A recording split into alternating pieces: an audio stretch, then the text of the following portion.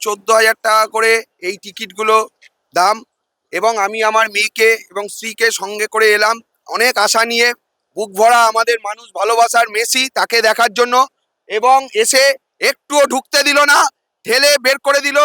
এই টিকিট যদি আমার কাছে থাকে তাহলে আমি সিট পাওয়ার অধিকারী, আইনে তাই বলে।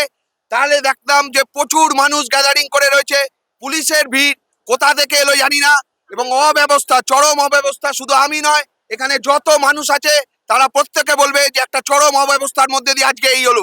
1 মিনিট এক ঝলক মানুষ দেখতে পাইনি, তার জবাব কে দেবে? এই ম্যানেজমেন্ট কি দেবে? এই অবস্থা, এত বড় অব্যবস্থা চলছে এখানে সল্টলেক স্টেডিয়ামে।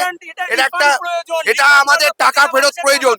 যেমন বিমান দেরি করলে তারা টাকা দিতে বাধ্য, তাহলে এই এজেন্ট যদি সে অনুষ্ঠান করে থাকে তাহলে আমি দেখতে পাইনি টিকিট কেটে আমাকে টাকা ফেরত দিতে হবে। কারণে আমাদের নিজেদের স্টেডিয়ামটা ভাঙচুর করা হলো। এই স্টেডিয়ামে আজ থেকে 2 মাস পর ইস্ট বেঙ্গল, মোহনবাগান, মোহামেডান, আইএসএল খেলবে, সেই স্টেডিয়ামটা ভাঙচুর করা হলো। এবং এটা প্রথম না যে কোন স্পোর্টস স্টার এখানে আসছেন, এর আগে মারাদোনা এসেছেন, সুভাষ চক্রবর্তী যখন ক্রীড়ামন্ত্রী ছিলেন। কোনোদিন এরকম হয়েছে চেয়ার ভাঙচুর করতে হয়েছে, স্টেডিয়াম ভাঙচুর করতে হয়েছে?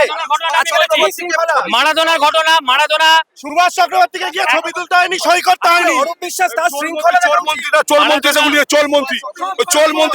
চোলমন্ত্রী এসে গুলিয়েছে, 4টি পুলিশ নিয়ে এসছে, 4টি সিকিউরিটি গার্ড নিয়ে পাবলিকে দেখতে 11,000 টাকা টিকিট কেটেছি, 11,000 টাকা টিকিট কেটেছি। আমার টিকিট নষ্ট করে দিয়েছে, আমার টিকিট নষ্ট। মেসির অন্তত 10 ফুট একটা স্টেজ করা উচিত ছিল। মারাদোনার সময় আমি মাঠে ছিলাম, মারাদোনা হোয়াইট মার্সিডিজে এসেছিল, এইরকমই গ্যাদারিং ছিল। মারাদোনা গেট থেকে বেরিয়ে একদম মার্সিডিজের ওপরে গেল, এরকম করলো, এরকম। এইটা মেসির ক্ষেত্রে হলো না, মেসিকে স্কোয়াড করে রাখলো।